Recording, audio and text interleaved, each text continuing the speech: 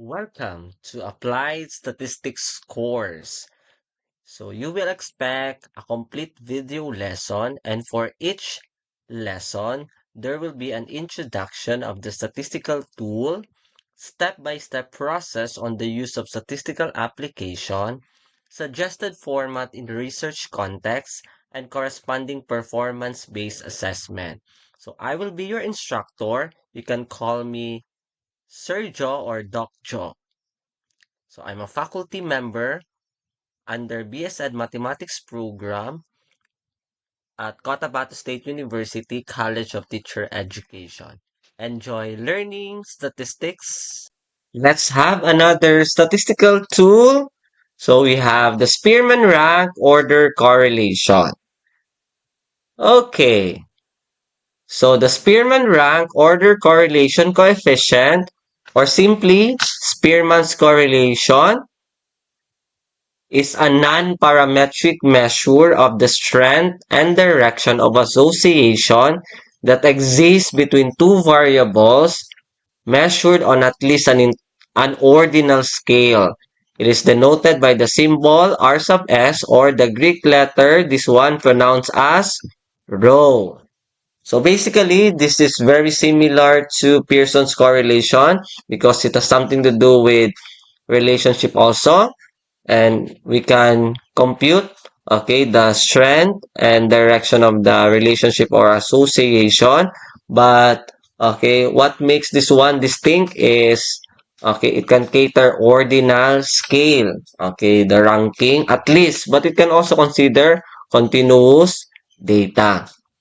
And this is used usually if the normality assumption is not met. That is why this is a non-parametric measure.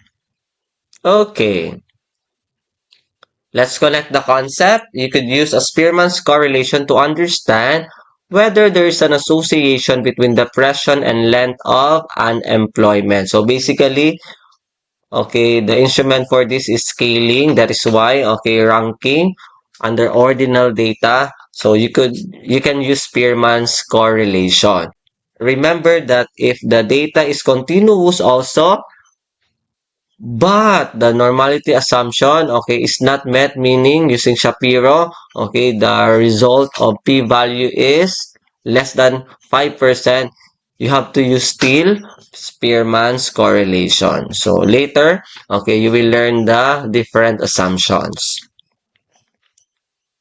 Okay, so basic terminologies first. Still, we have p-value, the level of statistical significance. Okay, what makes it different? So we have here subscript, okay, small letter s. R sub s, the measure of the strength of association that exists between two variables. We also have the sign of R sub s, the measure of the direction of association that exists between two variables. And of course, okay, as you can see, there is no Shapiro-Wilk test.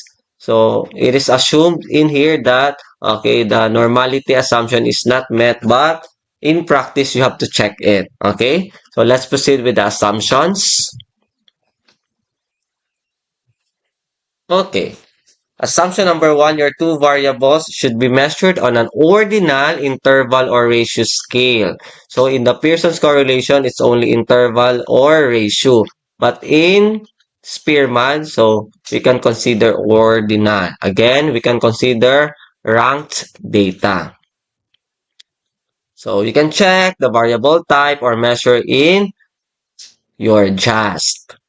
Okay, next assumption, your two variables represent paired observation. So we have to consider this one.